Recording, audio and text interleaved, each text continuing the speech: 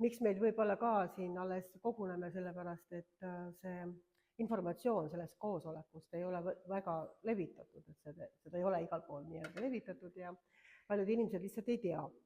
Aga omal ajal me panime kuulutuse tavalisse ajalehte ja siis tuli väga palju rahvast alati, sest kõik tahtsid teada, mis on nähtamatu maailma kardinate taga. Ja mõned tulid ka sellise ootusega, et kas me hakkame siin nüüd koos õppima, kuidas posida või kaarte panna või midagi sellist, siis me ei ole nagu õiges kohas täna, kui me seda ootame. Aga kindlasti te kuulete siin väga tõsiseid lugusid ja seda, mis siis tegelikult nii-öelda ka nagu välja öeldud on nähtamatu maailma telgitagus, et kas on olemas üleloomulikke võimeid.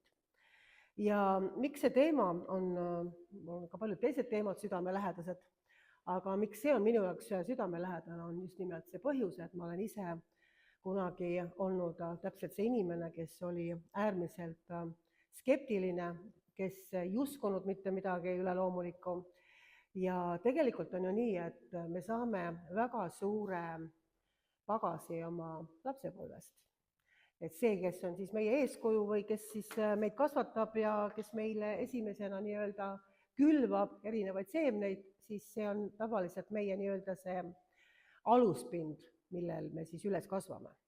Ja minu aluspind oli just see, et minu vanaema ja vanaisa olid põhilised, kes siis mind kasvatasid. Ja nemad olid ateistid, nad olid täiesti skeptilised ja nad ei uskunud mitte midagi üleloomulikku. Ja nüüd olen mina siin aastakümned hiljem siis ja räägin sellest, mis on siis nähtamatu maailma telgitagus. Et kahjuks ei saa nemad enam seda ammu kuulata, aga minu jaoks on hästi oluline teada, et tegelikult ei ole olemas, mina usun vähemalt seda, mitte ühtegi skeptilist inimest. Nii kaua on nad skeptilised, kui neil tekib esimene mingisugune kogemus ja mina nimetan seda üks hea krimiromaan oli kunagi Peegel mõranes Agatha Christil ja ma nimetan seda, et kui peegel mõraneb, siis on see skeptilisus ka üsna kiiresti läinud tegelikult inimestel. Et nii kaua, kui me usume, et kõik on võimalik teadusega tõestada ja mida ei ole võimalik teadusega tõestada, siis seda lihtsalt ei ole olemas ja mõned arukamad lisavad veel juurde, et me ei ole siis sinnamaani jõudnud veel, et teadusega tõestada, et küll teadus ka ühel päeval sinnamaani jõuab. Aga ilm on täis erinevaid inimesi ja osad on siis väga sellised, kes usuvad kohe, et on olemas mingisugused võimetega inimesed, teised ei usu seda, ütlevad, et kõik on mingisugune silmamoondamine lihtsalt. Ja proovime siis selles asjas selgust saada ja te saate lõpupoole ka aru, miks on hästi oluline, et nendes teemades valitseks selgus. See ei ole lihtsalt informatsioon või mingisugune huvi tekitamine, põnevuse tekitamine, vaid ma ütlen kohe alguses ära, et minu jaoks isiklikult oli see elu ja surma küsimus. Ja ma arvan, et see on väga paljudele inimestele ka elu ja surma küsimus. Kas me tegelikult teame, mis allikast me joome, mis allikast me sööme. Ja ma tahaksingi natukene sissejuhatuseks lihtsalt rääkida sellest, et kui me vaatame näiteks loodust, siis me näeme, et seal on äärmiselt suur korrapärasus. Seal on kõik paika pandud ja iga lind teab ka täpselt, millal hakata pesa punuma ja iga kala teab, millal on vaja kudema minna. Sa ütled võib-olla selle kohta, et see on instinkt, aga kes selle instinkti tema sisse on asetanud, see jääb nagu siis küsimärgiks sinu nii-öelda õpetuse kohaselt, kui sa oled skeptik. Aga kui me vaatame loodust, kui me vaatame loomariiki, vaatame linnuriiki, vaatame kõike, mis on nii-öelda füüsiliste silmade läbi siis tuvastatav, siis me näeme, et seal on üks seaduspärasus ja seal on see, et meie peame alluma füüsikamaailma seadustele. Meie ei saa oma tahte kohaselt neid seadusi muuta füüsilises maailmas. Me võime natukene siin-seal, jah, me võime endal panna igasugused tiivad külge ja proovida lennata ja meil on vastav tehnika, et minna ja sukelduda. Aga kui me võtame selle tehnika kõik ära, mida inimene on siin nii-öelda aastate jooksul siis inimesele külge tahtnud pookida, et inimese võimed suuremad oleksid füüsilises maailmas. Kui me võtame selle ära, siis inimene ei suuda lennata, ta ei suuda ujuda nagu kala vee all tundide kaupa jäägimas veesa. Ta ei jää ellu, kui ta rikub füüsilise maailma seadusi. On nii, ma usun, et igaüks on sellega nõus. Et kui me läheme kuskile kõrgema torni otsa, siis ma võin ju mediteerida ja uskuda ja tunnistada usus, et sel hetkel, kui ma sealt alla hüppan, ma muutun linnuks või hakkan vähemalt linnu moodi lendama, aga minu usk, see, mida mina tahan uskuda, aga see, mida mina mõtlen või loodan, ei toimi. Ma kukun ikka allapoole. Ja miks ma kukun allapoole? Sellepärast, et on olemas füüsilise maailma reeglid. Ja nagu ma ka siin ühes väikses kirjutises avaldasin, et kui me vaatame inimesi kauplustes, siis nad väga tihti vaatavad pakendi pealt, mida nad tegelikult söövad, kas see on nendele tervislik. Nad ei vaata niisama uudishimust, et mul ei ole midagi muud teha, ma hakkasin lugema, mis pakendite kirjas on. Ei, ta vaatab selle pärast, et teada, kas see on tema ihule tervislik. Kas seal on liiga palju mingisuguseid kemikaale või mingisugused säilitusained, mis ei sobi temale. Ja kui me nüüd vaatame inimest, siis tegelikult tõesti, kui ta sööb kohutavalt rämpsu, kui ta sööb väga halba toitu või hoopis midagi, mis ei ole toiduks mõeldud, siis ühel hetkel ta võib ära surra selle pärast või joob midagi sellist. Ja miks ma sellest räägin, et kui füüsiline maailm on nii täpselt paika pandud, et füüsiline maailm dikteerib tegelikult meile ette, kuidas me peame käituma. Me ei saa seda muuta ükskõik, kuidas me tahame. Siis kuidas on võimalik, et nähtamatus maailmas valitseb täielik kaos ja igaühel on oma usk. Igal korralikul Eesti mehel vähemalt on oma usk. Ta ütleb, minul on oma usk, mina olen hästi palju seda kuulnud. Sinul on oma usk, aga minul on oma usk. Ja mis asi on see oma usk? Ja mis on see, et kui me näeme füüsilist maailma, siis kõik tiksub nagu kellavärk. Aga kui me vaatame vaimset maailma, siis igaühel on oma usk. Ehk siis kala tahab olla kord orav, rolida puu otsa ja jänes võib-olla otsustab ühel hetkel, et hakkab lendama näiteks, piltlikult öeldes, siis see on see, kuidas nähtamatus maailmas tegelikult justkui asjad toimivad. Ma armastan rääkida, kes on mind varem kuulanud, see on kindlasti kuulnud seda testi või katset, aga ma tegin kunagi aasta 10 tagasi isegi ühes sellises nii-öelda nähtamatu maailma kursusel tegin katse inimestega, nende loal loomulikult. Ma ei tee inimkatseid niimoodi, et nad ei tea seda. Ja see oli nende loal, me võtsime kõik paberid ja pliiatsid, mina ei võtnud, tähendab, mina ütlesin küsimused ja nad ei olnud usklikud inimesed, aga neid huvitasid need loengud, mida ma pidasin, nad olid väga nagu sellised teelised, kes otsisid alles tõde ja olid igal pool erinevas kohas seda tõde juba otsinud, aga ei olnud leidnud. Ja siis nad sattusid ka nii-öelda meie juurde, see võis olla mingi 25 aastat tagasi isegi, ma arvan. Ja siis tegin sellise katse, et kui keegi praegu tuleks siit läbi seina, mis oleks teie esimene mõte? Et pane esimene, ära hakka mõtlema lihtsalt liiga pikalt. Mõtle, mis su esimene nagu mõte oleks, kui päriselt keegi tuleb läbi seina. See on võimatu tegelikult füüsilise maailma seaduse järgi, eks ole. Keegi ei käi läbi seina. Aga kui tuleks, mida sina siis arvad? Ja kui ma siis lugesin pärast need vastused üles, igaüks pani ausalt oma vastuse paberilehele, siis uskuge või mitte, igaühel oli erinev vastus. Igaüks tõlgendas, nii nagu ma just ütlesin, nähtamatut maailma omal viisile. Ja parimad vastused, üks pani muidugi, et kindlasti oli võib-olla isegi 2 tükki, panid, et see oli ingel. Üks arvas siis, et see on tema surnud vanema vaim, eks ole. Siis mõni arvas, et see on mingisugune tullukas võib-olla. Mõni oli nagu rohkem selline praktilise meelega, arvas, et see on lihtsalt hallutsinatsioonid, et inimene piirastust ja see on ka muidugi võimalik. Aga mõned olid väga head vastused. Kõige parem vastus oli minu arust see, et purjus Soome ehitaja kukkus läbi Küproki. Et see oli nagu kõige parem vastus, mida keegi arvas, et liiga kehv sein oli ja keegi toetas teisepalt ja sellepärast kukkuski läbi seina, eks ole. Et see oli selline väga vaimukas vastus. Aga mida ma tahan sellega öelda? Et tegelikult need inimesed, kes nii-öelda on otsimas enda jaoks seda oma tõde või üldse tõde, või oma teed ja nad on midagi kogenud, nad on midagi tunnetanud, nad on midagi nagu aru saanud, et on olemas ikkagi veel midagi, mida võib-olla teadus meile ei õpeta. siis selles nähtamatus maailmas nende jaoks valitseb kaos, sest igaühel on oma tõde. Kellel on küproki ehitaja, kellel on mingi tulnukas, kellel on ingel, kellel on mingid tondid, vaimud, hallutsinatsioonid, mis iganes seinast seina, aga seal on kaos. Ja miks see on kaos? Sellepärast, et tegelikult nad ei tea. Tegelikult nad ei tea, mis seal kaardi taga toimub ja sellepärast ongi neid tõlgendajaid nii tohutult palju, kes arvavad, et nendel on mingisugused võimed tekkinud, nad midagi tunnetavad, nad midagi kogevad ja siis nad sildistavad ennast, kui ahah, mul on mingisugused võimed järelikult. Sellepärast, et ma ju kogesin midagi. Esimene asi tavaliselt, mida inimesed kogevad, on, mida nad nimetavad näiteks telepaatiaks. Või nad näevad unenägusid näiteks, mis midagi ette kuulutavad või nad kogevad, tunnetavad midagi, mida nad ei saa inimlikult teada.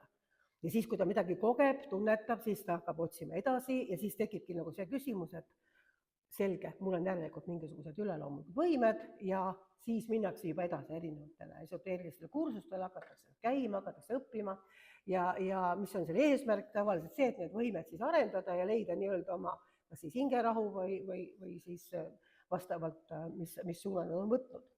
Miks ma sellest näitest rääkisin? Sellepärast, et näidata piltlikult, et tavaliselt inimese aju on ju põhimõtteliselt nagu arvuti, kuhu saab talletada väga erinevat informatsiooni alates sellest, kui sa sündisid. Ja nüüd see, mis on sinu sisse talletatud, see, millises perekonnas sa üles kasvasid, mis õpetus sa kuulsid oma vanematelt, mis koolides sa oled käinud, mis kogemused sul endal on tekkinud, see tavaliselt kujundabki selle, et igaühel on paberilehel oma vastus. Igaühel on paberilehel oma vastus ja nad tõlgendavad vastavalt, kuidas nad siis nii-öelda on harjunud. Kes on väga skeptiline, see arvab, et see oli mingisugune hallutsinatsioon või inimene lihtsalt haigeks jäänud, kes on rohkem võib-olla lugenud ja kuulnud, arvab, et on mingid ufod külas käinud, tulnukad, ilmunud mingi lähikontakt tekkis läbi seina, et igast asju mõeldakse. Aga meie oleme täna siin selleks, et vaadata, kas see tõde on üldse võimalik leida ja kas on olemas siis tegelikult inimestel üleloomulikud võimeid või neil ei ole seda. Nii et ma ei taha, kuna siin on meil erinevad inimesi ja ma ei saa rääkida sellepärast väga peensusteni sellest, mis võib-olla, ma räägiksin edasijõudnutele, sest ma ei tea täpselt, kes siin täna on, siis ma tahaksingi alustada nagu väga lihtsalt sellest, kuidas väikse näitega siin juures ka mina ise kunagi teatud sellistest mõtteviisidest ja mõttekanalitest läbi käisin. Et mina, nagu ma mainisin, minu taust on olnud isapoolsete vanemate poolt täielikult ateistlik ja kui mina oleks olnud see, kes paberilehe peale kirjutab selle lause, et kes tuli läbi seina, siis mina oleks kindlasti kirjutanud sinna närvid läbi või midagi sellist. Sellepärast, et mina ei uskunud, et on olemas üleloomulik maailm, nähtamatu maailm ja miks ma seda ei uskunud? Sellepärast, et mina armastasin väga oma vanaema. Ta oli tohutult ilus inimene oma sisemuselt, väga tore ja soe inimene, aga ta oli ateist, ta ei uskunud üldse mitte midagi üleloomulikku, ta armastas kõigile öelda, et ei ole olemas üleloomulikku maailma, kõik on võimalik teaduslikult seletada. See oli minu vanaema õpetus, mida mina nii-öelda pudrulusikaga koos lapsest saadik sisse ahmisin ja sisse sõin. Pudru kõigepealt ja siis vanaema õpetus, ei ole olemas nähtamatut maailma. Ja ma ei tea, mis põhjusel ta nii selle vastu oli, aga tal oli üks väga kummaline hobi ja see hobi oli see, et talle meeldis lausa, kahju, et siis ei olnud YouTube'i, ma usun, et seal oleks väga palju jälgijaid tema nii-öelda videote, kui ta neid oleks postitanud tookord. Et temale meeldis tõestada, et ei ole olemas üleloomulikku maailma ja ei ole olemas üleloomulikku võimeid. Ja kui keegi kuskil rääkis, et näiteks kummitab või midagi, siis tema läks üksinda kuskil kohale läbi paksu metsa pimedasse kohta ja tõestas ära selle, tegi nii kaua, käis kuskil järgi kellegi, kui ta tegi kindlaks, et ikkagi oli see mingisugune väike vasikas, kes seal inises kuskil ära eksinud pimedas metsas või oli seal mingi muu asi, keda tegelikult kummituseks peeti. Talle meeldis kohe, see oli tema jaoks nagu hobi, et tema elu nii-öelda üks selline eesmärk oli see, et ei ole olemas Jumalat ei ole olemas kuradit, ei ole olemas vaime, haldjaid, ingleid, kõike seda, mis meie nii-öelda ette kujutame, et nähtamatu maailmas on. Ja see on nüüd see minu tausta, mille sees mina sündisin ja üles kasvasin. Ja mis see siis tegelikult endaga kaasa tõi, et kuna ma ei tea, ma ei oska öelda, mul ei ole vastust, miks ma juba väga varajases lapseeas hakkasin kogema vaimumaailma. Ma kogesin enda ümber erinevaid isikuid, erinevaid olendeid ja kuna mina teadsin, et need ei ole olemas, siis ma arvasingi, et võib-olla mul on midagi, kas mul on mingi haigus selline, et ma neid kogen või on see mingi närvisüsteemi asi. Igal juhul ma võtsin seda alguses üsna kergelt. Aga kui mul vanaema ära suri, ma olin 13-aastane siis pärast seda hakkasid juhtuma mu elus nagu väga tõsised sellised nagu rünnakud. Ja mul ei olnud ju ka kuskilt abi otsida. Et ütleme juba alates 13-aastaselt põrkusin mina pidevalt nii-öelda siis vastamisi selle nähtamatu maailmaga, justkui, mida mina tegelikult ise ei uskunud. See on huvitav, eks ole. Sellepärast, et tänapäeval muidugi teaduslikult kirjutatakse igasuguseid diagnoose, pannakse inimestele rõõmsalt, see on nagu moeasi tänapäeval, et igaühel on vähemalt 5 diagnoosi, aga ma arvan, minul oleks neid 25 olnud umbes, kui ma oleks läinud arsti juurde ja rääkinud kõik, mida ma kogen ja tunnetan selle ajal. Et ühed peamised, mida ma siis nii-öelda kogesin, oligi siis see, et ma tundsin oma toas ja korteris erinevaid isikuid, ma usun, et nii mõnigi on seda tundnud, et sa lihtsalt ei näe seda füüsiliste silmadega, aga sa tunnetad, et keegi on toas veel peale sinu, kui sina tegelikult oled üksinda. Ja see keegi, kes oli siis peale minu toas, ei olnud sugugi sõbralik, see ei olnud meeldiv, ta tekitas minus kord hirmutunnet, kord paanikahäireid, kord ka sellist nagu surmatunnet. Et kõigepealt siis nii-öelda punkt 1, oleks ma rääkinud arstile, et siis kui ma tegelikult füüsiliselt olen üksinda siin, siis tegelikult ma tunnen, et veel on siin mingi seltskond, siis arst oleks tänapäeval kindlasti mulle kohe pannud samal päeval diagnoosi välja. Samas selline kogemus, kui sa oled alles ütleme, sa oled selline teismeline, on väga kurb, sest siin kaasneb veel see asi, et sa ei julge rääkida kellelegi. Tundub, et sa oledki äkki natukene otu, eks ju, et kuidas sa ütled niimoodi, et saad mingi peika endale, lähed kuskile kahekesi ja siis ütled, et kuule, sina ainukesena arvad, et me oleme kahekesi, tegelikult on terve kamp on veel siia tulnud, aga sina lihtsalt ei näe neid ja mina näen, et selles mõttes on nagu väga kurb ka, et sa oled selles sees hästi üksildana, sellepärast, et sellel ajal, mina olin nõukogude ajal, sündisin ja kasvasin üles, et siis ei olnud nagu kellelegi eriti rääkida ka sellist asja ilma häbenemata. Ja nii oligi tegelikult ainult paar inimest, kes natukene teadsid minu nendest nii-öelda rünnakutest. Ja kõige hullem oligi see, et ma tundsin neid isikuid siin ja seal ja teine asi, mis siis hakkas kaasnema, oli väga tugev selline surmatunne. Miks ma neid asju praegu räägin? Sellepärast, et võib-olla mõni inimene kuulab ja ta on samasuguse asju kogenud. Ja siis ta ka kuuleb, kus see vabanemine ja abi lõplikult tuli. Ma sellepärast praegu natukene valgustan neid tagamaid. Ja teine, mis oli veel tõsisem, oli siis selline surmatunne, et ma suren kohe praegu ära. Sellised surmavaimu nii-öelda rünnakud olid mul. Ja need olid väga tihti, peaaegu iga päev. Iga öösel õigemini ka. Ja üsna sageli ma jooksin kodust ära, ma läksin sõbranna juurde magama, ma ei julgenud enam olla seal. Ja lõpuks hakkas minu elu väga tõsiselt häirima, sest ma ei saanud enam hommikuti kooli, kuna ma olin öö läbi üleval nende hirmude all. Ja lõpuks ema viis mind siis arsti juurde. Ja sellel ajal huvitav ei pandud diagnoose. Sellel ajal öeldi nii, et teate, neid on nii palju, et küll see läheb üle, see murde ja raskused on lihtsalt. Ja selle peale ema oli muidugi pettunud, et miks mingit ravi ei saa. Siis ta muretses kuskilt, ma ei tea, kust täpselt, mingisuguse eliksiiri, mis pidi magama panema ja rahu andma. Ma ei tea siiamaani, mis imelik aine see oli, aga kui ma seda ühe korra võtsin, siis 15-aastaselt õhtul, siis ma mitte ainult ei tunnetanud enam, vaid ma hakkasin nägema ka. ma nägin kohutavaid nägemusi, nii et ma arvan, see oli mingi narkootiline aine, mis mu ema mulle sisse toppis mingi rahusti asemel, aga igal juhul ma rohkem seda ei julgenud võtta, sellepärast et ma ei hakka siin kirjeldama kõike, mida ma nägin, aga see oli väga õudne. Nii et kui ma oleks tänapäeval läinud, siis rääkinud, et ma kogen isikuid toas, mul on kohutavad ärevushäired aeg-ajalt, mul kutsuti mitu korda kiirabi, sest mul läks pulss niivõrd kiireks lihtsalt nende hirmudega, et ma ei saanud enam kontrolli alla seda ja arstid pidid tulema ja süsti mulle tegema siis. Ärevushäired, siis surmatunne pidevalt, surmamõtted, siis ma hakkasin hääli kuulma lõpuks, siis ma kogesin veel igasuguseid asju, siis mul tekkis selline asi, mida tänapäeval nimetatakse unehalvatuseks ja samuti olid siis sellised öised rünnakud füüsilises mõttes, kus ma tundsin, et keegi reaalselt istus mu rinna peal, hakkas mind lämmatama näiteks või mingid sellised asjad. Nii et mis te siis arvate? Mitu diagnoosi mul on tänaseks? Mitte ühtegi, tänu Jumalale.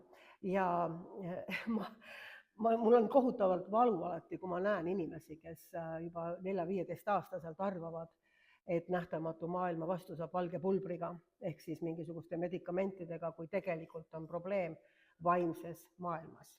Ja sellepärast me peamegi oluliseks rääkida inimestele neid teemasid, et sellest on võimalik täielikult vabaks saada, terveks saada, vabaneda, aga küsimus on selles, kas selle aitab tervislik toitumine, joomine, ma mõtlen tervislik joomine ja medikamendid ei aita, sellepärast et see aitab siis, kui sa oled füüsiliselt haige. Sellega saab ravida füüsist. Ja nüüd ma tahaksingi rääkides edasi nendest üleloomulikest võimetest, et kui me vaatame nüüd konkreetselt tänapäeva ühiskonda, siis on juba teismelised seotud väga tugevalt esoteerikaga, nad vaatavad YouTube'i kanalitel igast asju, nad ise katsetavad mingeid nii-öelda mingisuguseid posimisi või mingisuguseid kontakte. Et see on kuidagi nagu selline moodne ja isegi kaasaegne, et igal inimesel on peaaegu mingisugune tuttav sensitiiv või ta käib kuskil kellegi juures.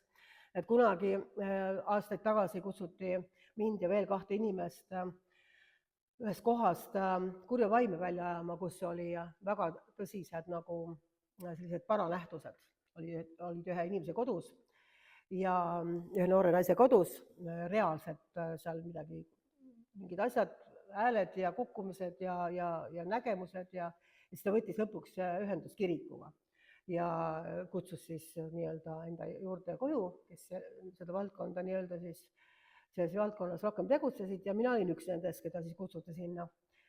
Ja kui me läksime ja vestlesime temaga, siis tuli välja, et ta ei olnud usklik, aga ta ikkagi otsustas siis ka pöörduda koguduse poole ja kui me küsisime, et kus sa selle peale tulid siis, et koguduse poole pöörduda, siis ta ütles, et aga ennem käis mul siin see sass ja see sass ja see sass käis ja siis see endel käis ja see pendli endel ja siis käis see ja siis käis see vanamõisa ja ma ei mäleta neid nimesi, vabandust kõiki. Aga ta luges mulle vähemalt 20 nime ette, kes olid kõik käinud tema kodus posimas ja keegi ei saanud seda vaimu nii-öelda välja ajada sealt. Ja siis ma ütlesin, et kas siis meie kogudusena oleme viimane lüli. Et huvitav, et kas rohkem enam kedagi ei olnud võtta Eestimaalt, et meie olime siis nagu see, kelle poolt ja siis pöörduti, kui kõik teised nõiad olid läbi käidud, siis mindi lõpuks nagu kiriku poolt, jah, põhimõtteliselt küll. Et teised enam nagu kõik olid läbi käinud, olime neile kõik oma rahad ära maksnud, aga ikka kummitab edasi. Ja miks ma seda räägin? See on tegelikult ikka kummaline, et kui me räägime vaimsest maailmast, eriti need inimesed, kes ei ole, ütleme ise piiblit lugenud ja uurinud, siis arvatakse millegipärast, et vaimumaailma maaletoojad ongi sensitiivid. Ja kirikus seal on need ilusad laulukesed ja mis veel kõik on piibli lugemine, aga seal kindlasti ei toimu midagi sellist. Mina muide olin täpselt samasugune inimene kunagi. Ma arvasin, et kui üldse on olemas kuskil tõde või kuskil midagi toimub, siis see toimub väljaspool. Ja kui ma mõtlesin, mul oli 2 sellist väikest kokkupuudet, oli nagu kirikuga, kui ma ei olnud kristlane, siis ma arvasin, et seal käivad need inimesed, kellel ei ole midagi muud teha ja see on nagu põhimõtteliselt mingisugune klubi, siis nagu on kas muud klubid, et siis nemad käivad seal kirikus ja tukuvad seal pinkide peal. Ja ma ei tea isegi, ma ei oska öelda, kus on selline nagu mõttemaailm tulnud inimestel, aga tegelikult piibel räägib meile täpselt vastupidist. Ta räägib seda, et Jumal ongi ju nii-öelda vaimse maailma autor ja tema on selle vaimse maailma isa. Ehk siis tema on tegelikult see, kes on kõige allikas, kes on loonud ja me näeme, et piibli põhjal väga selgelt eristub, et on olemas siis Jumal ja tema püha vaim, kes, ma loen selle kirja kohe ette, et kes seda ei tea, kristlased teavad väga hästi selle kirja kohta, aga ma loen selle ette, siis me näeme, kus me siis edasi läheme täpselt ja see on just nendele inimestele, kes arvavad, et sensitiivid kindlasti oma üleloomulike võimetega oskavad siis ennustada ja tervendada ja needusest vabastada, aga kirikus siis midagi sellist ei toimu. Ja esimene Korintlaste kiri, 12. peatükk räägib vaimuannetest ja mina loen siit ainult mõned salmid, siis 7. salmist alates. See on nüüd piibel, see ei ole mingisugune lihtsalt eneseabiõpik, vaid see on Jumala sõna. Ja siin on kirjutatud siis nii, aga igaühele antakse vaimu ilmutus ühiseks kasuks. Nii antakse ühele vaimu läbi tarkuse sõna, teisele aga tunnetuse sõna sama vaimu kaudu. Teisele antakse usku samas vaimus, teisele andeid terveks teha samas vaimus, teisele vägevaid tegusi, teisele prohvetlikku kuulutamist, teisele vaimude äratundmist, teisele mõnesuguste keelte kõnelemist, teistele keelte tõlgitsemist. Ja nüüd tuleb üks kõige olulisem salm, 11 siis.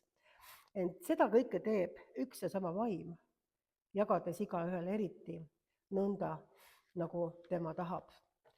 Ja kui me seda vaatame, siis me saame aru, et need ilmingud on hästi erinevad. Aga need ilmingud, mille ma ette lugesin, tarkus, üleloomulik, tunnetus, tajumine, kõik selline asi, nii-öelda prohveteerimine, ehk siis kui inimene kõneleb prohvetlikult, teised peavad seda ennustamiseks, isegi Vanas Testamendis öeldi, et läheme ennustaja juurde, kui mindi prohveti juurde, nii et see sõna tegelikult on väga pika minevikuga.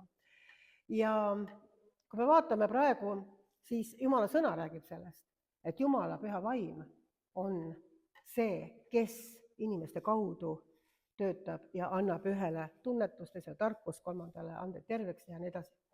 Seal on konkreetne ühendus vaimumaailmaga, et need asjad saaksid juhtuda.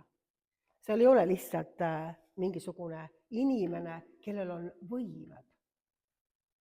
Me näeme, meil ei ole siin praegu aega nii palju edasi lugeda sellest mõni teine kord võib-olla, aga näiteks kui me vaatame Vana Testamenti, siis on täis selliseid näiteid, et kui inimene sai püha vaimu, kui ta sai püha vaimu võidmise, siis ta hakkas prohvetlikult kõnelema. Kui tal püha vaimu ei olnud, siis ta prohvetlikult ei kõnelenud. Neid näiteid võiks jääda rääkimagi. Ja mida ma tahan sellega väga toonitada, et üleloomulikud võimed piibli järgi on kontakt vaimumaailmaga, kes selle üleloomuliku teadmise, tarkuse ja väe annab. Mitte ei ole see inimese enda sees, see üleloomulik võime. Ma tean, et kui nüüd mõni sensitiiv kuulaks praegu mind, siis ta ei ole nõus sellega, sellepärast, et ta on kogenud võib-olla midagi, ta on näinud, kuidas vägi töötab, ta on näinud, kuidas tarkus töötab. Sinnamaani ma jõuan ka kohe, sellepärast, et ma olen ise sellest kõigist läbi läinud kunagi. Ja miks ma seda kirja kohta praegu lugesin, et näidata, et väeavaldused on hästi erinevad, aga vaim on üks. Ja see ei ole mitte inimese sees, see, et tal on mingid võimed ja tarkus ja tunnetus ja tervenemine, vaid selle taga on vaimumaailm, kes seda inimest kanalina kasutab. Võiks niimoodi lihtsalt öelda, lihtsas keeles öelda. Ehk siis, kui me räägime piiblist, siis me näeme, et Jumala püha vaim annab inimestele nii-öelda erinevaid tunnetusi, erinevad taju, erinevad tarkust, sõnumeid, vaimude äratundmist, vaimude eristamiseks, aga seda teeb vaim, kes inimesele need annab, mitte ei ole see inimese enda sees. Ja nüüd tekib see küsimus, aga kust saavad sensitiivid siis oma võimed? kas nendele annab ka Jumala püha vaim, need üleloomulikud võimed, kas nende kaudu võib ka Jumal töötada? See on väga selline tõsine küsimus tegelikult, sellepärast, et kui inimene ei ole käinud kunagi ise ja tegelenud selliste vaimsete asjadega, siis ta mõtleb, et miks mingisugune tsirkus käib, et niisama võtavad raha ja teevad igasugust jama, eks ju, kokku võib-olla ja osad saavad abi ka ja osad ei saa abi. Aga kui sa oled kokku puutunud selle asjaga, siis sa saad aru ühel hetkel, et see ei ole lihtsalt niisama. Seal on midagi justkui taga. Seal on midagi, mis tegelikult omab mingit üleloomulikku asja. Ja selle kohta ma alguses ütlesingi, kui peegel mõraneb. Ka kõige skeptilisem inimene hakkab mõtlema, kui ta esimest korda puutub kokku millegagi, mis on tema jaoks nagu üleloomulik. Ma toon ühe näite, aga see ei ole minu enda elust. Näiteks, kui sa oled üksinda kodus ja sööd herkulapudru, võtad telekat, aknad on kinni kaetud, uksed lukus, keegi ei tea mitte midagi, mis sa seal kodus teed. Väga süütu tegevus on ju. Ma tean, et te kõik teetegi selliseid asju iga õhtu. Vaatad telekat ja sööte midagi, eks ole. Nii. Nüüd sa oled järgmine päev tööle, sinna tuleb üks sensitiiv, ütleb sulle, sa õhtul sõid seda toitu ja vaatasid telekat. Räägid täpselt kirjelda, mis sa tegid. Mis siis inimesega juhtub selle skeptikuga? Hakkab mõtlema, et mul pimenduskaardinad ees. Uksed olid lukus, kapis ka kedagi ei olnud, kontrollisin järgi. Kuidas tema teab? Kuidas saab inimene teada seda, mida mina tegin eile, kui mitte ühtegi tunnistajat seal ei olnud? Ja tavaliselt mina nimetangi seda ukse praotamiseks. Uks läheb natuke poikvele. Ja inimene hakkab nüüd mõtlema, kas ja mis, ja ühel hetkel ta hakkab otsima nii-öelda, kas seal taga on midagi, miks ma seda kogesin, miks ma seda tundsin, ja ta ei tule ise selle peale tavaliselt, et äkki keegi mängib sinuga, äkki kellelgi on plaan, et sa sukelduksid järjest rohkem selle nähtamatu maailma sisse, teadmata, kes tegelikult seda tarkust sulle annab. Mõistate, mis ma tahan öelda? Et see on üks selline, see ei tule tavaliselt selle peale, see on põnev. Tunned veel mingid võdinad, värinad, mingisugused energiat oma kehas, mõtled, oi, kui põnev, et see on nüüd ikka täitsa, siin on, minul hakkavad ka nüüd mingid võimed tulema ja varsti olen ka juba kuskil saates ja olen see selgeltnägija ja nii põnev ja saab raha ka äkki ja kohe hakkavad sellised mõtted võib-olla töötama inimese elus. Kas just nii, aga see oli üks näitetest. Aga see, kes tuleb ja puudutab ja ütleb midagi, see on keegi, kes on vaimumaailmast. Kui Jumala vaim räägib, sellest me räägime ka natukene hiljem, see on see, et Jumala vaim annab, aga me näeme ka, et on kurjad vaimud, teemonid, on eksitajad vaimud, kes samamoodi võivad anda inimesele tarkust, kes võivad inimesele rääkida üleloomulikke asju ja ma loen ette siit ühe väga hea kirjakoha, mida ma ka väga palju siis ka ette lugenud. See on siis Apostlite teod 16 ja 16. Ja siin me räägime, kuidas apostel siis käib oma teed ja sünnib siis niimoodi, et neile tuli vastu tüdruk, kellel oli lausuja vaim. See tõi oma isandale palju kasu lausumisega. Tema tuli Paulusele ja meile järele kisendas ning ütles, need inimesed on kõige kõrgema Jumala sulased, kes teile kuulutavad õndsuse teed. Ja seda ta tegi mitu päeva, aga Paulusel oli sellepärast meel haige ja ta pöördus ümber ning ütles vaimule, ma käsin sind Jeesuse Kristuse nimel välja minna tema seest ja vaim läks välja samal tunnil. Me näeme huvitavat asja, et lause vaim ehk siis põhimõtteliselt see tüdruk tegeles ennustamisega ja me näeme siin ridade vahelt, et ta oli toonud lausa palju kasu oma isandatele sellega, et tema läbi töötas üleloomulikud võimed, justkui üleloomulik vägi töötas tema läbi. Aga nüüd näeme siit kirjakohast, et tegelikult oli see konkreetne lause vaim seal tüdruku sees ja see lause vaim andiski talle siis nii-öelda üleloomuliku sellise teadmise, tarkuse, tunnetuse ilmselt ja kui see vaim sai välja aetud tüdruku sees, siis ta enam ei osanud mitte rääkida. Tema üleloomulik tarkus lõppes sellel hetkel, kui see vaim välja aeti. Mis näitab omakorda jällegi väga tõsiselt piibli põhjal, et unustage ära selline mõtteviis, et on olemas üleloomulike võimetega inimesi, kelle sees lihtsalt on üleloomulikud võimed. See, mõni nüüd mõtleb võib-olla, et ma olen liiga enesekindel selles lauses, aga uskuge mind, mul saab nüüd järgmine nädal või mõned päevad hiljem täpselt 33 aastat täis, kus ma olen koos Jumalaga käinud ja ma räägin ka natuke sellest, kuidas ma sellest välja tulin, sellest kõigest nii-öelda nendest diagnoosidest ja sellepärast ma tahangi väga tõsiselt öelda, et kui me uurime piiblit, siis me näeme, et kõik üleloomulik tunnetustarkus, kõik vägi, kõik, mis töötas, see lähtus kontaktist vaimumaailmaga. Kas see on Jumala püha vaim või see on tegelikult kurat oma eksituses. Ja see on väga tõsine asi, sellepärast, et kui Jumala vaim neid asju teeb, siis piibel ütleb, et see ehitab üles kogudust, ehk siis see ehitab üles ka sind. See toob sulle tervist, see ehitab sind üles, see tervendab sind, see toob täielikult nii-öelda Jumala plaani igas mõttes sinu ellu. Kui aga seda teeb mõni teine vaim, kes ei ole Jumala vaimust lähtuv, siis see toob esile surma. Ja ma olen väga palju kuulnud oma elus sellist lauset, aga ta on hea sensitiiv, ta on hea maag, ta on valge maag, ta teeb head, tema ei ole kuri. Tema tervendab inimesi, aitab inimesi ja kuidas ma saan öelda, et ta on halb, kui ta aitab inimesi. Et ju tal on ikka mingid võimed, millega ta siis seda nii-öelda teeb. Tead, see inimene ei olegi halb. Jumal armastab neid inimesi täpselt samamoodi, kõiki. Jumal ei tee vahet isikute vahel. Tema armastab, ta armastab kõiki inimesi. Aga see küsimus on selles, mis allikast sa jood, mis allikast sa toituda. Piibel ütleb, et Jumal sõna on elu leiba. Kui sa sööd seda leiba ja sa jood seda vette, siis sa ei sure. Aga kui sa jood ühest teisest allikast ja sööd ühte teist leiba, siis saage aru, need kurjad vaimud ja eksitajad vaimud ja kõik, paneme need ühise nimetame praegu, et mitte kõik ette lugeda. Näiteks kurjad vaimud, eksitajad vaimud, kes siis annavad tarkust. Kas sa tõesti arvad, et nad tahavad sind aidata?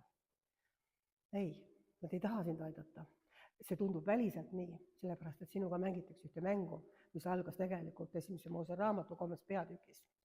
Kui inimese juurde tuli nii-öelda saatan ise peibutusega ja ütles, et kas Jumal ikka ütles tõesti nii. Aga Jumal oli öelnud, et kui sa sööd sellest keelatud viljapuust, siis sa sured surma. Sa sured ära sel hetkel. Sa sööd enda sisse surma. Elu lakkab sinu sees eksisteerimast. Elu lakkab voolamas sinu sees. Ja see, mida Jumal oli asetanud sinu sisse, ehk elu, see läheb ära. See katkeb sel hetkel, kui sa võtad sealt allikast. Mitte midagi ei ole muutunud siiamaani. See on muster näide sellest, miks tegelikult hingevaenlane seda teeb. Ta ei tee mitte selleks, et sind aidata, vaid selleks, et kõigepealt number 1 sul tekiks usaldus. Kui sul tekib usaldus, siis sa avad rohkem ennast. Sellepärast nad ütlevadki sulle, et sa sõid eile õhtul pudru ja vaatasid telekat, et sul tekiks usaldus. Sellepärast, et ilma usalduseta, skeptikud on tegelikult üsna kaitstud inimesed, kui nad jäävad skeptikuteks, sellepärast, et kui nad ei ava ennast, siis nad vähemalt ei lase sisse endale seda võõrast nii-öelda mürgivetta. Aga kui on tekitatud usaldus, miks nad ennustavad alguses, räägivad minevikust hästi palju, räägivad, et ma kogesin, sul on see asi on olnud. Miks? Sellepärast, et siis, kui sa usaldad, siis sa avad rohkem. Ja mida rohkem sa usaldad, seda rohkem sa avad ja seda rohkem sa saad kahjustatud ja seda rohkem sa ühel hetkel lähed täielikult sõltuvusse sellest. Et keegi sul ennustab või keegi kuskil mediteerib või keegi midagi teeb ja mitte kunagi mitte keegi ei ütle sulle, mis on tegelikult selle nii-öelda kurjuse või eksituse vaimu peaeesmärk. Sellepärast, et kunagi oli selline ajakiri, satiiri ajakiri nagu Pikker, nõukogude ajal, võib-olla mõni mäletab seda. Ja Pikris ma siis lugesin seda palju, meil käis see kodus, ma pärast hakkasin mõtlema, et huvitav, et Jumalat oli alati seal nagu kujutatud sellise halli pooldementse vanamehena kuskil pilvepiiril, kes niimoodi tukub ja vahepeal võtab kaika, ärkab üles, togib kedagi niimoodi, kes on paha laps olnud ja siis niimoodi tukastab vaikselt jälle edasi. Kes on seda ajakirja lugenud, see mäletab võib-olla seda veel. aga kurat oli väga lahe kuju. Tema oli alati sihuke krutski ja lõbus ja mingi tore sihuke ülikond oli seljas tal ja siis ta segas seal mingisugust katelt ja mängisid kaarte ja jõid viina seal koos. Ja nendel oli hästi lahe olla tegelikult. Pärast ma hakkasin mõtlema, need ükski asi ei ole juhus. Kui sa lapsest peale, sa näed ühte sellist pilti, et Jumal on kuskil seal niimoodi, on kuskil, aga ta eriti ei jaga enam asju. Aga vaata, kurat on see, kes teab täpselt, see trikitaja. Ja kui sellist asja sulle lapsest saadik sisse söödetakse, siis ühel hetkel see hakkab sulle sees vilja kandma. Sest me teame, et on olemas kogu maailmas külvi ja lõikuse seadus. Ja mis seemned sinu sisse on külvatud, need ühel hetkel hakkavad ka nii-öelda kasvama ja vilja kandma. Ja nüüd ongi niimoodi, et kui me joome sisse endale mürki, siis miks ma selle Pikri näite tõin, et Piibel räägib ju täpselt vastupidi. Piibel ütleb, et Jeesus tuli selleks, et meil oleks elu ja seda ülirohkesti, aga saatan on tulnud sellepärast, et inimest tappa, varastada, hävitada, eks ju. Ja ta ütleb, et tema üks relv on valetamine. Tema on valede isa ja see relv, mismoodi ta inimest hävitama kukub, on valetamine. Ja nüüd, kui me seda pilli vaatame, siis see Pikri näide näitab väga hästi seda, kuidas on asi täpselt tagurpidi pööratud. Ja see maailm serveeribki nii-öelda seda kõike, mis on see, mis surma sulle esile lõpuks toob, ta teeb selle sulle meeldivaks. Ta teeb patu meeldivaks, ta teeb kõik selle esoteerika meeldivaks, ta teeb need võimed, esoteerilised võimed justkui nagu meeldivaks ja ta jätab ühe väikese asja ära. Et see, kus see pärit on, see boss, kes annab need asjad, tema nimi on valed isa, ta on tapja, ta on hävitaja, ta on inimese tapja olnud algusest peale. Ta jätab oma sellise visiitkaardi sulle andmata. Ta laseb nagu tunda huvi sul kogu selle huvitava nii-öelda nähtamatu maailma vastu. Panna uskuma, et inimestel on erinevad võimed ja inimesed ongi sündinud erilistena ja mis kõik nagu juhtub, aga ta jätab oma visiitkaardi panemata. Ta ei ütle, kes ta tegelikult on ja sellepärast ongi paberil erinevad nimed. Kui ma küsisin, kes tuli läbi seina, kujutage ette, kes tuli, miks olid need erinevad nimed, sellepärast, et nad tegelikult ei näe seda visiitkaarti, mida kurat väikese tähena oleks pidanud panema ka oma tegevuse alla, kui ta ütles, et kas Jumal ikka on öelnud nii ja ei juhtu sinuga mitte midagi, kui sa keelata villapuust sööda. Kuigi Jumal on löönud, et sured ära sel hetkel. Ja nüüd ma usun, et saate aru sellest, et me oleme jõudnud nüüd sinnamaani, kus aru saada täielikult, et üleloomulikud võimed on justkui olemas, aga need ei ole inimesel, vaid need lähtuvad sellest, kellega sa oled kontaktis vaimumaailmas. Ja kuna mina nüüd ei uskunud üldse mitte midagi, aga mina nägin ja kogesin, kui ma olin laps igasuguseid asju, siis nii kui ma sain täiskasvanuks ja läksin tööle, siis ma kohe otsisin abi esimese asjana sensitiivide käest. Sellepärast, et ma olin nii, arstid ei andnud mulle vastuseid, ütlesid, mine koju laps, murde ja raskused lähevad üle, eks ole. Kooliõpetajaga ma ei julgenud rääkida, ei julgenud nagu küsida, ainult üks sõbranna teadis seda, keda ma usaldasin. Ja ega laps on üsna üksinda oma murega, ta ei julgegi minna kuskil, tänapäeval on väga palju nõustajaid ja nii, aga siis ei olnud neid asju. Ja siis läksin sensitiivi juurde ja mõtlesin, et võib-olla tema saab mind aidata. Meil töö juures käis, ma pidin isegi minema kuskile, sest käisid meil töö juures. Ja ma alguses naersin selle üle, et see mingi vanamees tuleb, ürp selles, hakkab seal kaarte laduma ja räägib kõigile, kõik naised on nii õnnelikud ja sasse, nad usuvad siin mingisugune kaarti. Mina olin selline praktilise meelega inimene, mõtlesin, et mis asi see kaart on? Paberitükk. Keegi on trükkinud sinna peale, mingisugused elukad, eks ole. Kuidas saab mingi paberitükk minu nagu elu teada? Kuidas saab mingisugune kaardipakk ennustada mulle, mis mulle tulevik toob või mis need asjad on? See on ju mingisugune paber lihtsalt ja mõned uskusid horoskoope ja siis ma vaatasin, et mingid tähed on, mind väga huvitas tähistaevas iseenesest, aga mitte horoskoopide suhtes. Ja mu vanaisi oli selline loodushuviline, õpetas mul igast tähtkujusi asju. Ja siis ma ütlen, mitte astroloogia mõttes, vaid lihtsalt vaadates neid. Ja siis mõtlesin, et kuidas mingi täht nüüd teab seda, kuidas minu elutee on või kuidas teab mingisugune paberilipik või mingisugune pendel teab, kuidas minu elu on. Ja siis järsku ühel päeval avastasin, ma olen see lugu muidugi väga palju rääkinud, et see mees, kes käis meil iga nädal siis kaarte panemas kõigile, kes tahtsid, et tal asjad läksid nagu täide üsnagi, mis ta rääkis. Ja siis see kaardipakk kukkus laua alla, sest ta võttis liiga palju konjakit, mida ettekandjatele välja tegid. Ja see kaart kukkus laua alla üldse.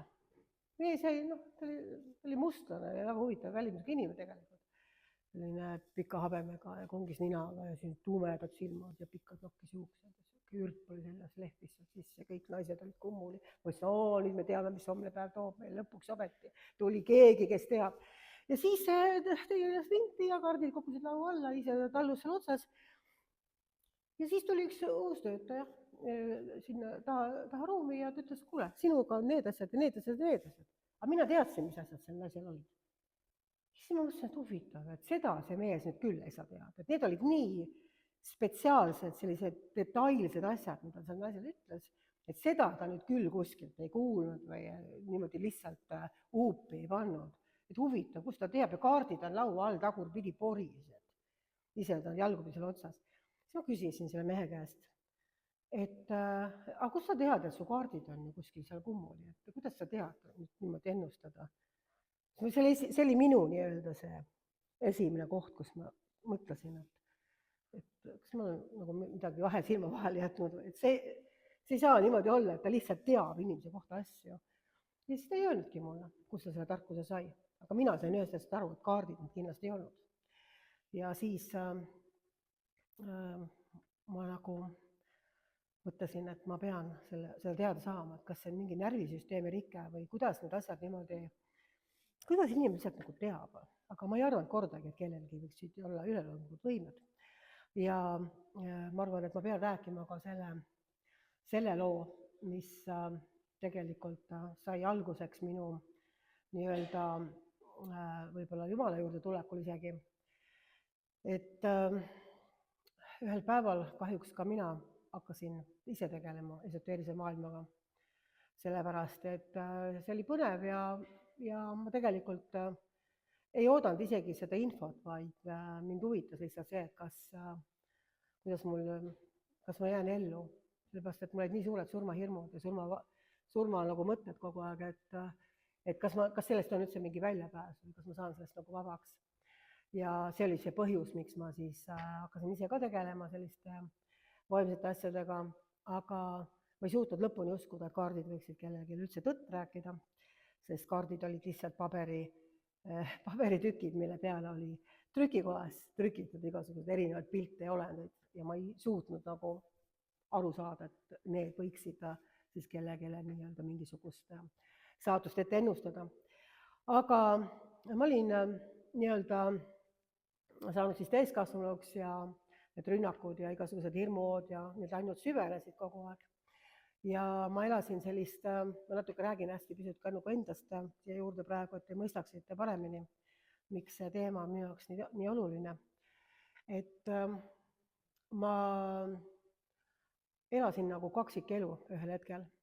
Et see, mida ma päeval elasin, et mitte ükski inimene ei kahtlustanud, et mul sellised rünnakud on, sellepärast, et ma olin lõbus ja seltsiv ja suhtlesin inimestega ja käisin tööl ja mul ei olnud selliseid nagu väliseid märke, et ma oleks kuidagi võib-olla endasse tõmbunud või depressioonis niimoodi või olen oma ette, ei taha kellega suhelda, sellist asja nagu ei olnud. Aga öösel olid need rünnakud siis nii tugevad, et ma ei teadnud, kas ma järgmise hommikuni elan ja see nagu innustas mind siis ka ennustama iseendale, et mul rohkem ja rohkem nii-öelda tekiks sellist turvatunnet, et kui kaardid ikkagi näitavad, et ma elan homseni, siis see andis mulle mingisuguse tugipunkti.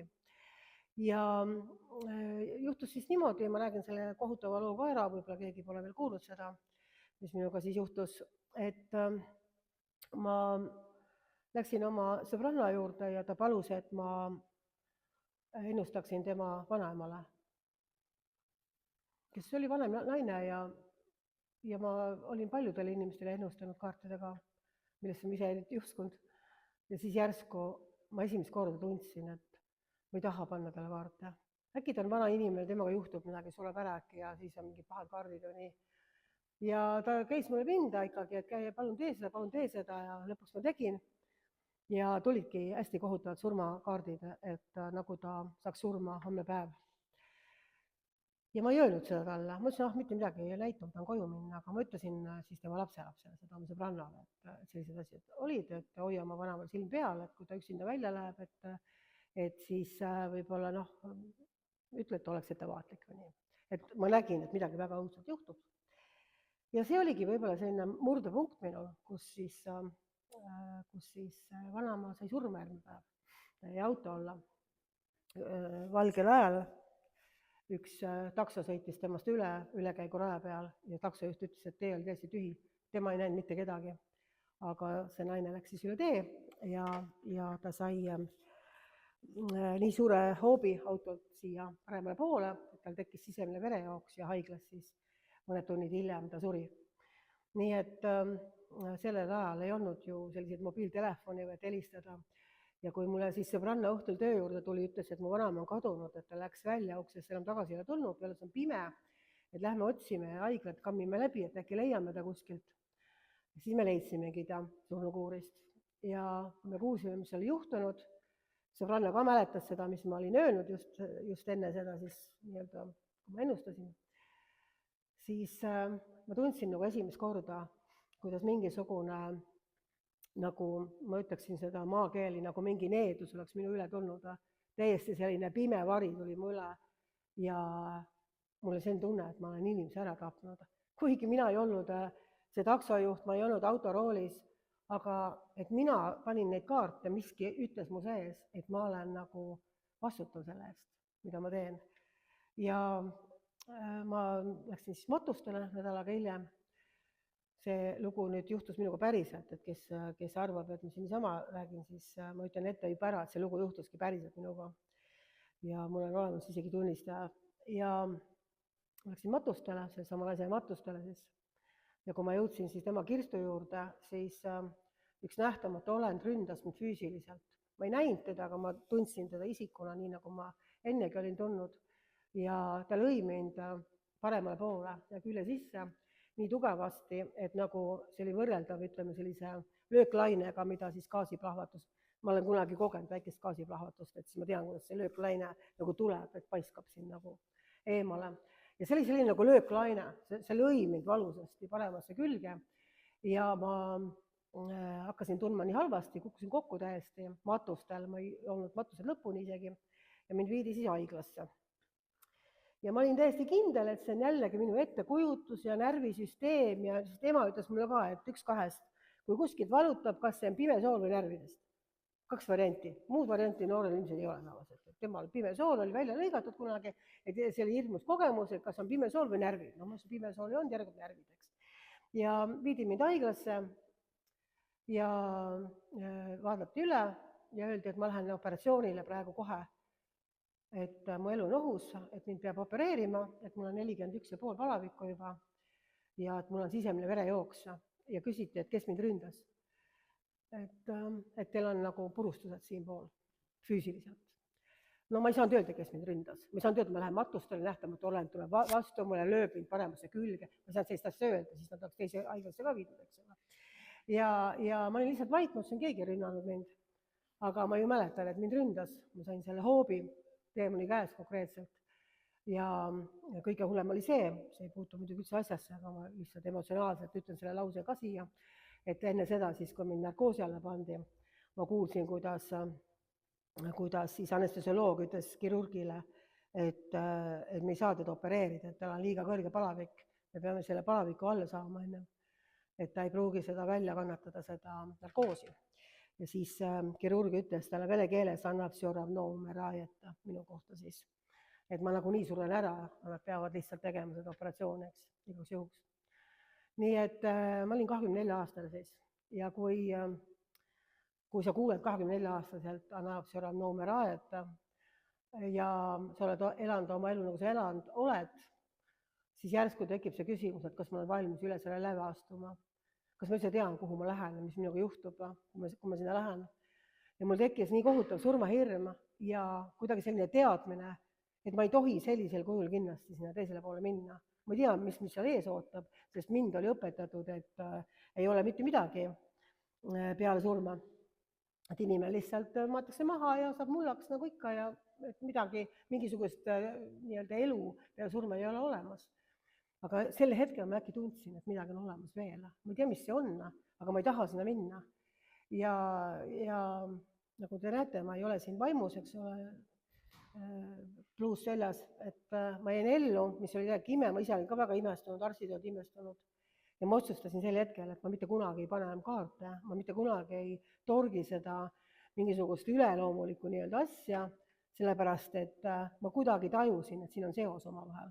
Et ma tõmbasin enda peale mingisuguse nagu hävingu sellega, et ma olin ühele teisele inimesele ennustanud, kes saigi surma, nii nagu kaardid näitasid tegelikult.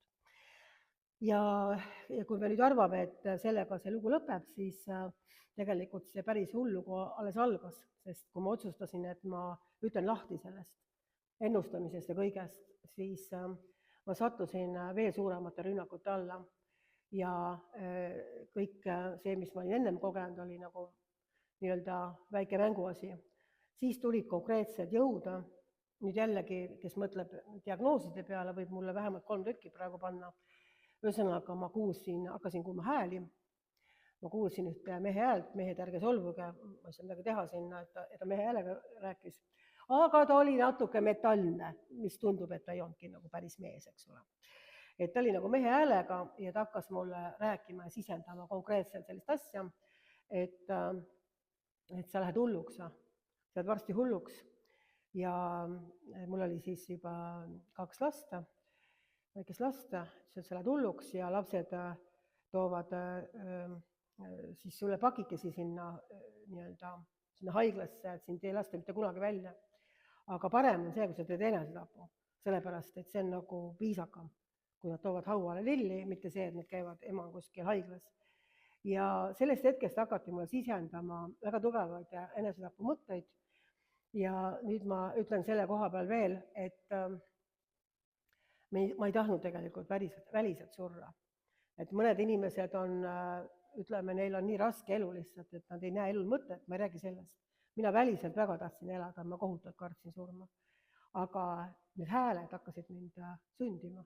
Need hakkasid sundima mind niimoodi, et ühel hetkel ma julgenud isegi kõrgematel korrustel aknast välja vaadata, ma julgenud üksinda tee ääres käia, sellepärast, et mulle kogu aeg öeldi, hüppa auto alla, hüppa rongi alla, hüppa siit aknast välja ja kui sa ei tee seda, siis ähvardati millegi hullemaga.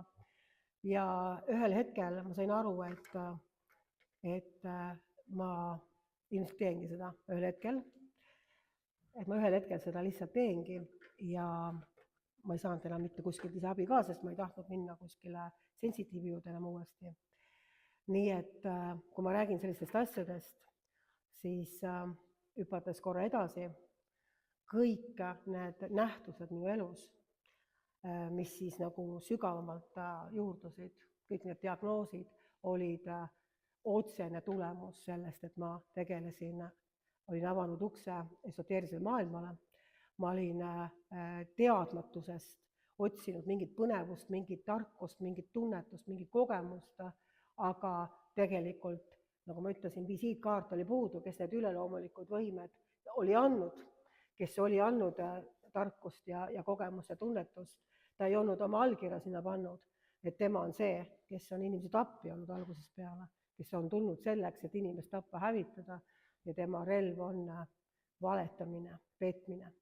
Ja see, kui nüüd inimene arvab kogu aeg, et ikkagi on ju osad need, kes aitavad inimesi, ma pöördun tagasi korraks selle juurde, kes tahavad ju head ja nad nagu võib-olla lihtsalt on neil mingisugused võimed kuskil seal nagu varuks võtta, siis ma veel kord toonitan, et see mäng hakkas tegelikult inimkonna algusest peale inimesega, kus üritati öelda, et ei ole tagajärge selles, kui sa sirutad käe keelatud vilja järgi.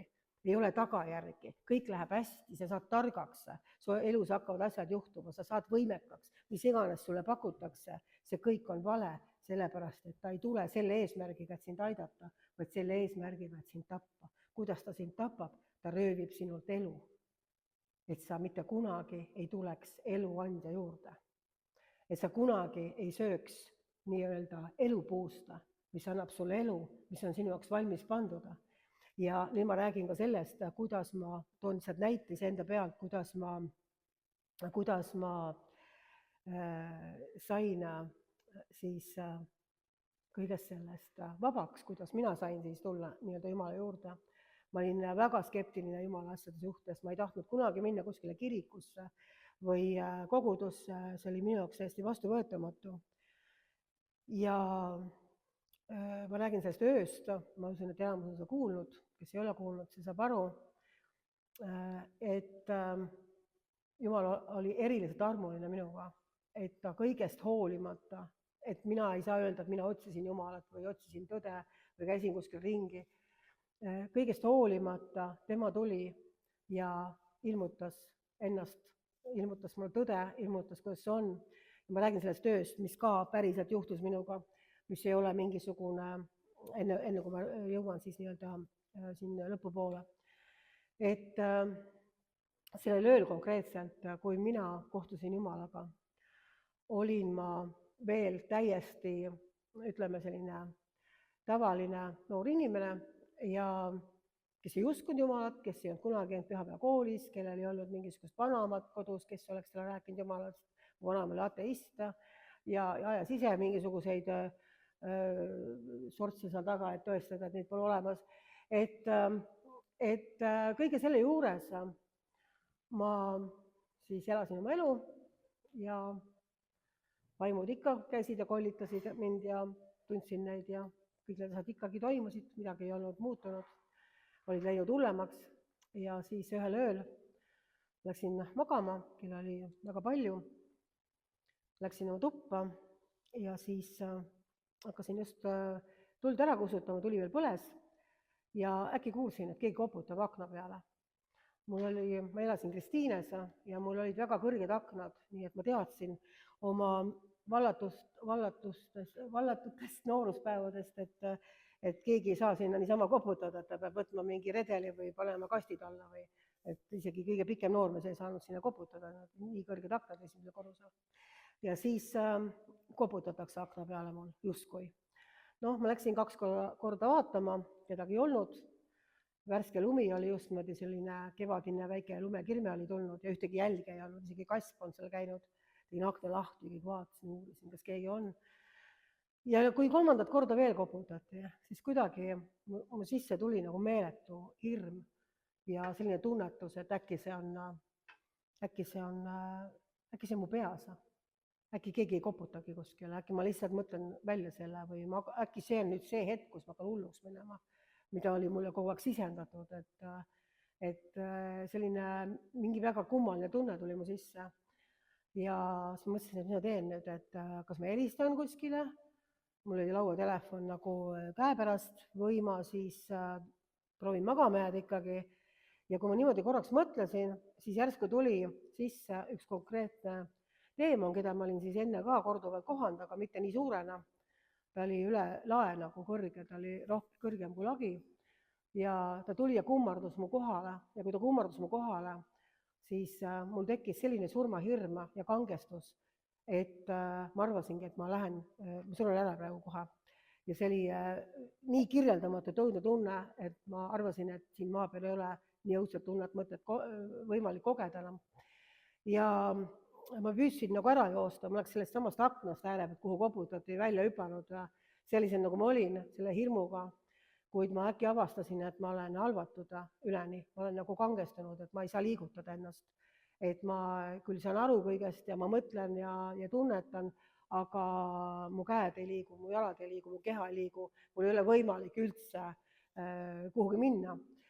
Ja see oli muidugi eriti kohutav juba ja siis kui ta nagu rohkem niimoodi kummardus mu kohale, siis ma mõtlesin sel hetkel, et tuleks see surm juba rutem.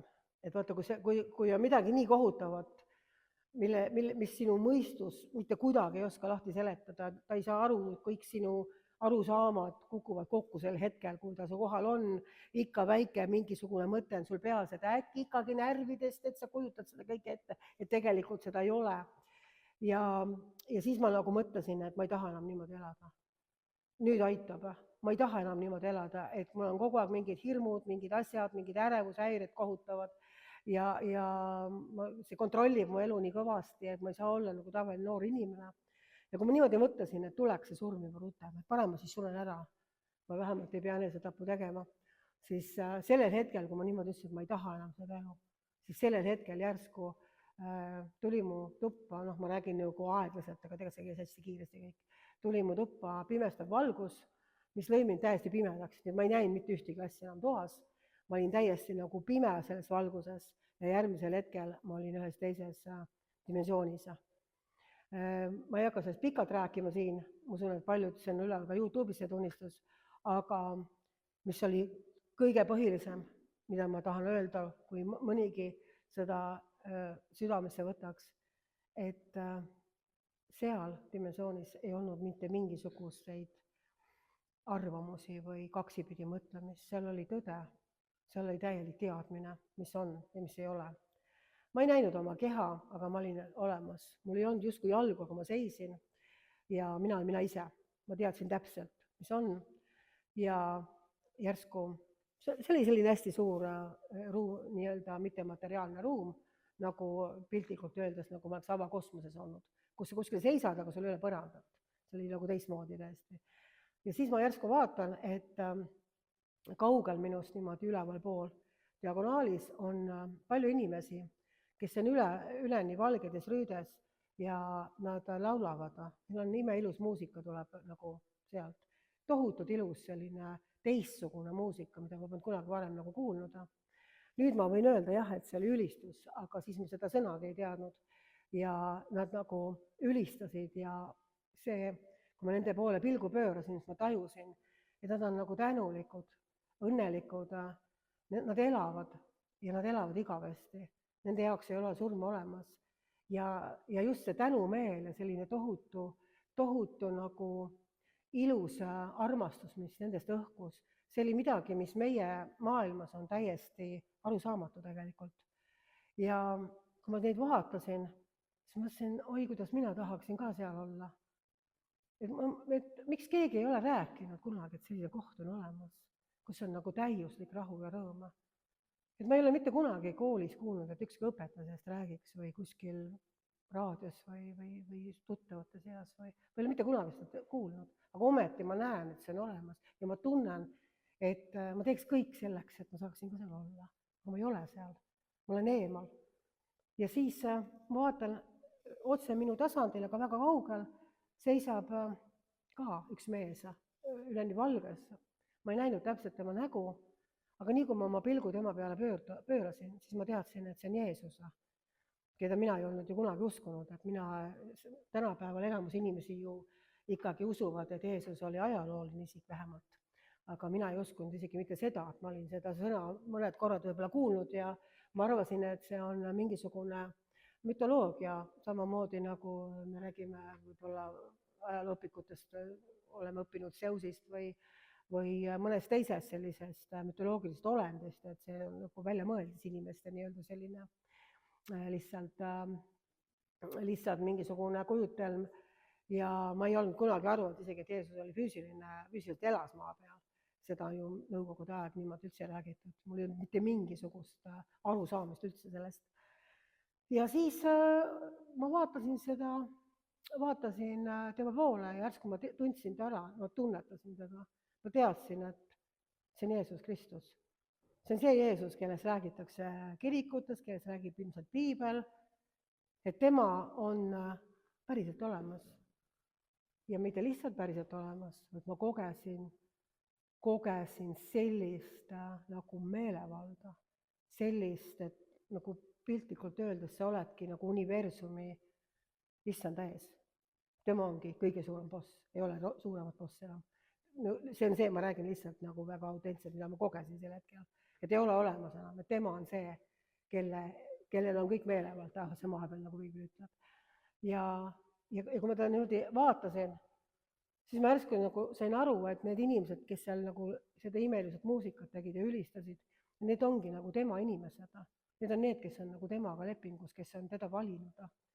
Aga mina ei olnud teda valinud. Ma ei olnud temast kuulnudki ja kui mõned olid tänaval mulle traktaate püütud anda, siis ma olin tegelikult pilganud need isegi.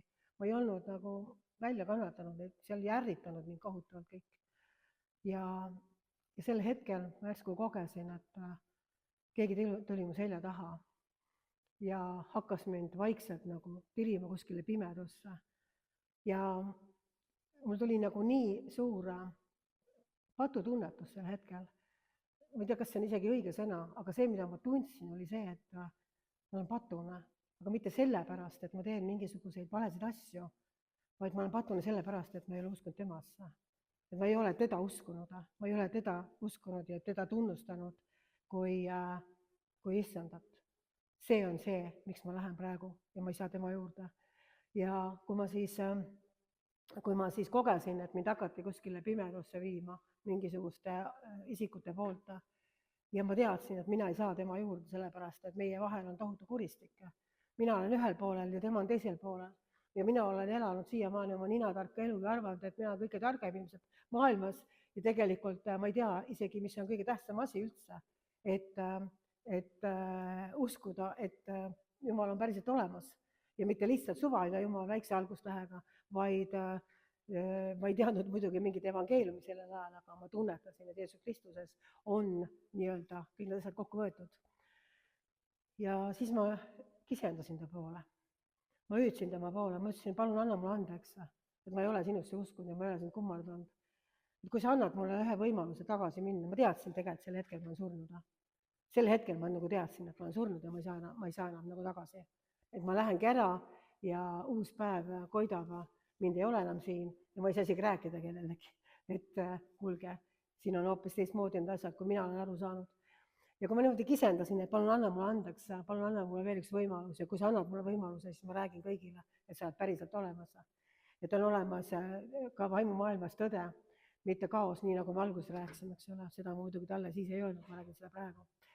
Ja kui ma niimoodi meeleheitlikult tema poole hüüdsin, siis ma järsku olin uuesti oma toas. Ma olin uuesti oma kehas, mu keha liikus ja see vaim oli ikka veel seal, see surmavaim. Ja ta hakkas vaikselt ära minema, väga petturult ilmselt. Ja läks ja ta läks minema ja ta ei tundunud mitte kunagi tagasi. Ja mina olin ühe hetkega vaba kõigest sellest, mida ma teile pikalt praegu rääkisin. Nendest, millele ma oleks saanud tänapäeval 10, 12, 25 diagnoosi. Ma olin täiesti vaba nendest isikutest, ma ei tundnud neid mitte kunagi oma kodus. Ma olin täiesti vaba sundmõtetest, enesetapumõtetest, ärevushäiretest, kõigest sellest, mida ma olin kogu aeg, 20 aastat peaaegu oli see mind nii-öelda varjuna, ma olin ühe hetkega vaba sellest kõigest. Ma lihtsalt tundsin, kuidas tohutu sügav rahu täitis mind, ma ei olnud mitte elu seest midagi sellist kogenud ja mul oli nagu piltlikult öeldes selline tunne, nagu mul oleks tempel passi pandud, et okei, mina annan sulle andeks, mine tagasi, minu agendaga sa oled tagasi, ma olen su selja taga. Nagu Kristus oleks seda teinud, ta tegigi tegelikult, eks. Aga ma nägin, mismoodi ma tunnetasin seda, et mine tagasi, mina annan sulle loa ja mitte keegi ei saa olla sinu vastu, kui mina olen sinu poolt. Selline suure venna kindlustunne oli, kui ma seal uuesti tagasi olin voodis, ma jäin magama, mõtlesin, et huvitav, kas hommikul on ka kõik see alles nii või? Ma ärkasin hommikul üles ja võiksin öelda, et ma olin nii vaba, kui üldse olla saab. Ja ma võin öelda, et üleloomulikud võimed nähtamatus maailmas on pettus. See on üks mäng, mida mängib see, kes oma visiitkaarti sulle mitte kunagi ei anna, kes ei taha, et sa teaksid. Ehk siis, kui ma lugesin ennem ette, kuidas püha vaim annab kõike seda, mida tegelikult ju hingavaheline kurat järgi matkib, eks ole. Tunnetus, tarkus, profeteeringud, tervenemised, väeavaldused. Ta teeb seda, ta üritab seda matkida järgi, et näidata, et ta on kõva tegija. Ja kui ma rääkisin nendest andidest, siis ma olen isegi kunagi sellist näidet toonud, et kui näiteks siia tõmmata kaardin ette lihtsalt ja teeme palju väikseid augukesi sinna ja mina jään nüüd siia kaardina taha ja siis ma mängin nii-öelda pistan oma, mitte pea, aga ütleme, ma saadan oma hääle sealt ühest august, ütlen, et ma olen, ma ei tea, tulnukas ja siis teisest august ütlen, et ma olen mingisugune šamaan ja siis kolmandast kohast ja ma ütlen, et ei, ma olen saanud kuskilt kadakapõõsast omale suured võimed ja värinad sisse, et siis mina olen ikka see üks ja sama seal taga, saate aru? Ma lollitan lihtsalt. Sellepärast, et tõde, nii nagu ma alustasin füüsilises maailmas, on ainult üks. Lind ei muutu kalaks, isegi kui ta seda väga tahaks. On nii? Ta on linnuna sündinud ja tema käib linnu reeglite järgi. Ja kala käib kala reeglite järgi, täpselt nii, nagu ta on loodud. Ta ei saa muuta seda oma tahtega. Ja kui mina lähen kuskile, tahan kõrgest kohast alla hüpata, mitte liiga kõrgest, on ju, siis mina kukun ikka allapoole. Ma ei muutu linnuks, mis siis, et ma ütlen, minul on oma usk. Minul on oma usk, mina ei vaja sinu usku. Ära aja mulle kärbsed pähe. Mul on oma usk, mina usun. See on tegelikult piltlikult öeldes täpselt sama asi. Kui sina ütled, et sul on oma usk ja sa ei vaja tõde, siis see on sama asi, kui sa lähed sinna torni ja ütled, mina muutun linnuks, sest mul on oma usk. Mina ei kavatse inimene olla, kui ma seda alla hüppan, mina hakkan lendama, ma usun seda. Kas see sinu puhul toimub, ei toimi? Sa kukud ikka alla, sellepärast, et sa allud füüsikamaailma reeglitele. Täpselt samasugused reeglid on nähtamatus maailmas. Täpselt samamoodi ülipeened ja ülitäpsed reeglid.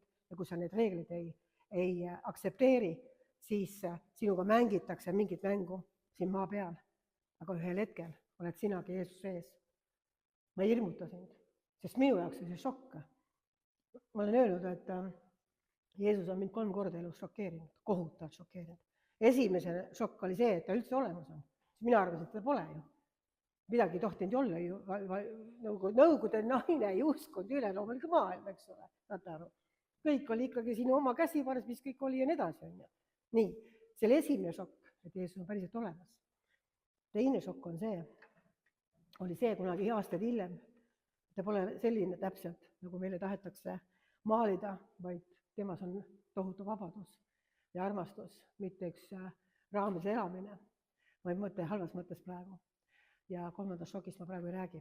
Et selles mõttes, kui me räägime nüüd tõest ja võimetest ja nähtamatust maailmast, siis piltlikult öeldes on nagu 2 kaljut, nii nagu ma nägin ka siis tookord, et suur kuristik on meie vahel. Ühe kalju peal on see maailm, mis elab oma elu ja mis tahab nii-öelda hästi elada siin maa peal ära. On nii? Aga ühel päeval see kalju kukub kokku. Ta variseb pihuks ja põrmuks ja kõik need inimesed, kes seal peal on, hukkuvad. Ma toon teile lihtsalt sellise, mul ei ole kahjuks võimalik. Siin on juba keegi joonistanud varem, et mul ei ole võimalik see joonistada, aga seda on nagu piltlikult öeldes väga hästi nagu ette kujutada. Siin on üks kalju, kus elavad inimesed, kes tahavad hästi elada, aga ühel hetkel on nad määratud hukule. Ja siin on teine kalju, mis on igavesti ja kus on nii-öelda igavene, need, kes sinna üle lähevad, elavad igavesti. Ja kui nüüd need, kes on selle hukatuse kalju peal, siis hingevaenlane fokusseerib nende elu ja tegevuse, nende üleloomulike asjade otsimise kaudu sellele, et siin võimalikult hästi ära elada. Et ma saaksin seda, ma saaksin seda, ma saaksin seda, ma saaksin mediteerida, ma saaksin olla see. Ja vahepeal visataksegi mõned kommikesed meile ka, et me saaksime nii-öelda siis justkui natukene midagi kogeda ja nii. Aga öelge, mis sellest kasu on? Mis sellest kasu on, et kui ma saan korrakski terveks ja korraks võib-olla mingi kogemuse või korraks saan midagi üleloomulikku maitsta, proovida, kui ühel hetkel see kõik hukkub. Sellepärast, et ma olen selle esindaja allikast joonud, kes oma visiitkaarti ei taha esitada sulle. Mis mõte on nendest hüvedest, mediteerimistest, ma ei tea, mis laagritest, kui ühel hetkel tuleb minu kord minna ära siit ilmast ja ma tegelikult ei tea, mis seal mind ees ootab või kes mind sealt ees ootab. Ma tahan öelda seda, et Piibel ütleb, et Jumala püha vaim on tõe vaim. see on hästi oluline lause, mida ma praegu ütlen. Ta on tõevaim. Ja kui tema tuleb, siis ta räägib sulle tõde. Ta ei anna sulle kõigepealt informatsiooni. Ta võib-olla ei kõrvalda kõigepealt mingeid asju või ei proovi sulle informatsiooni anda, mis su tulevik toob või kellega sa abiellud või kus sa tööl hakkad. Ta ei tule sellise informatsiooniga esmalt sinu juurde, vaid ta tuleb selle informatsiooniga sinu juurde, et sa oled Jumala ees patuna, sellepärast, et sa oled sündinud, kogu inimkond on sündinud ja tema annab sulle kõigepealt märku selle kohta, et sa tuleksid tagasi eluallika juurde. Et sa võtaksid vastu eluallika ja jooksid eluallikast ja saaksid endale igavese elu. See on see, mida tema esmalt toob. Ma olen väga palju kohanud inimesi, kes räägivad, et Jumal annab neile võimed. Nad ei ole tegelikult Jumala omad.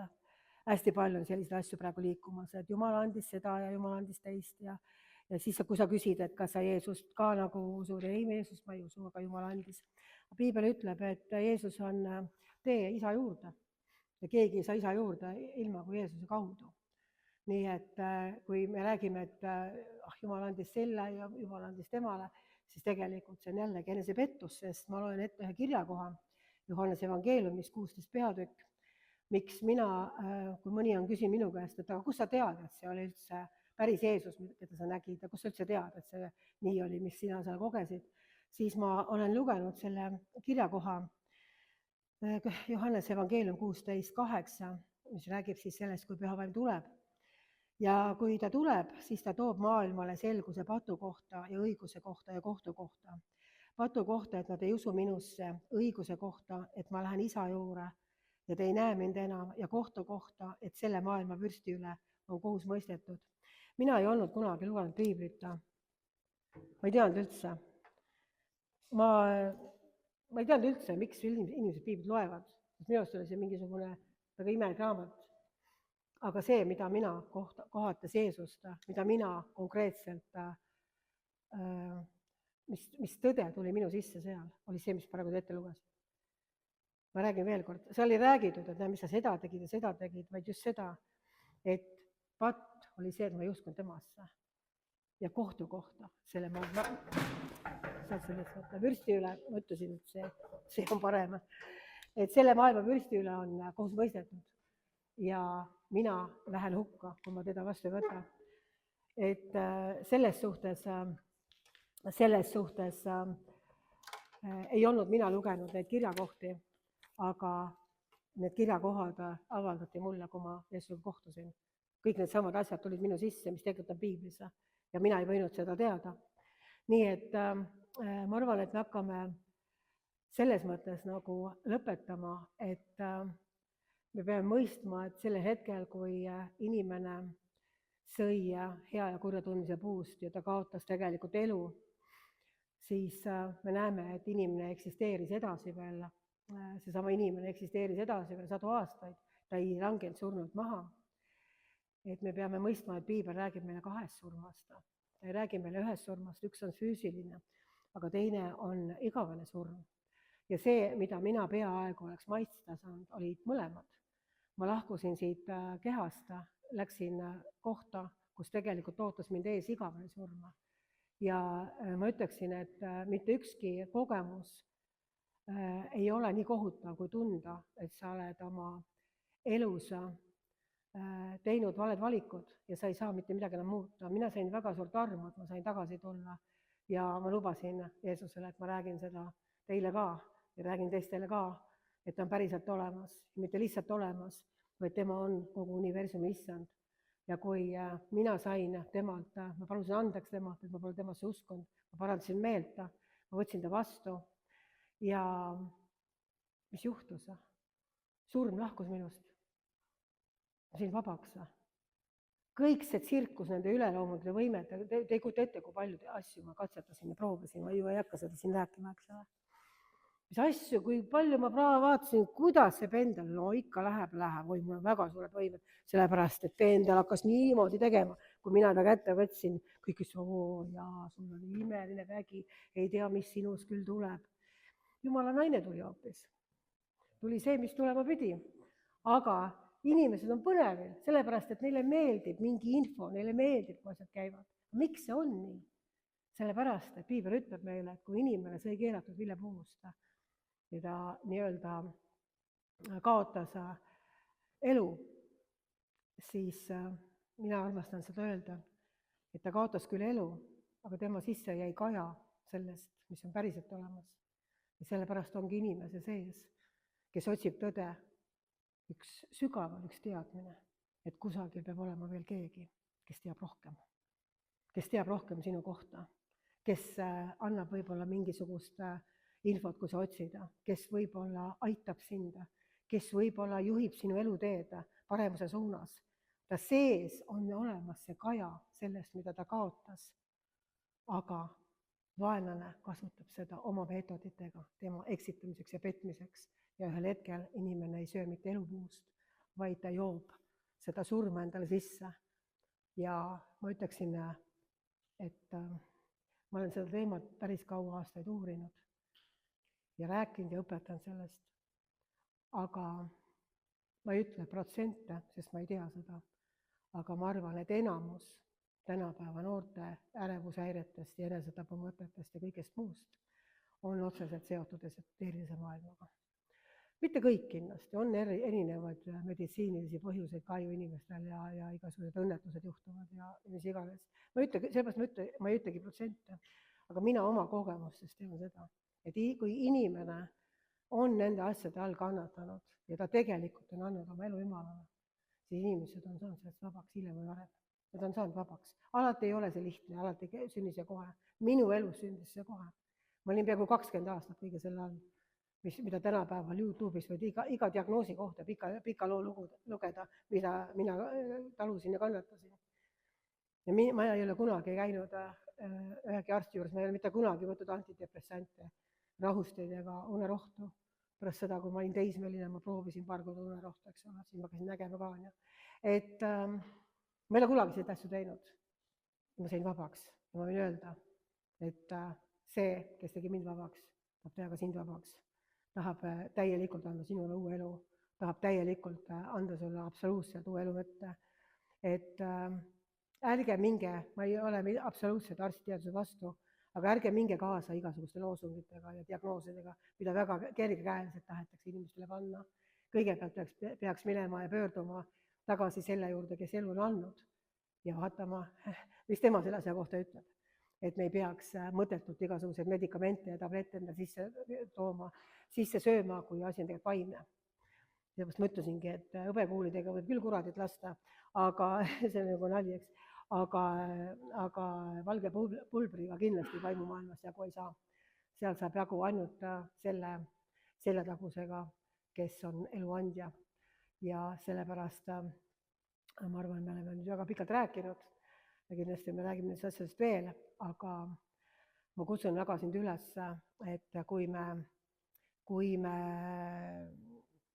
lõpetame ära koosoleku ja meil natukene siin kuulame ülistust, et sellel ajal, kui sa tahad palvetada, kui sa tahad, et me teenime sind, kui sa tahad edasistest võib-olla seminaridest, kursustest osa võtta, siis sa saad panna ka seal ees oma mingi e-maili või kontakti jätta, kus me saame sulle saata informatsiooni. Nii et ma omalt poolt praegu siis lõpetan ja meil tuleb ka teine osa veel millalgi siin saalis uuesti, sest me ühe korraga ei jõua, aga tulge ülistajalt praegu, siis ülistage ära ja siis ma usun, et me saame ka palvetada ja võtta aega, et see lause jääks siis kõlama, et ei ole olemas inimesel üleloomulikke võimeid, vaid kuskilt tuleb allikas, kes sulle sinust selle esile toob. Ja kui see ei ole Jumala püha vaim, ja see ei saa olla püha vaim, kui sa ei ole Kristuse oma, siis oled sa joonud surmaallikas ja sa pead sellest vabaks saama. Et sa võiksid elada ja olla vaba kõigest sellest, mida hingevaenlane on sinu elus korraldamas. Tulge siis praegu, aitäh!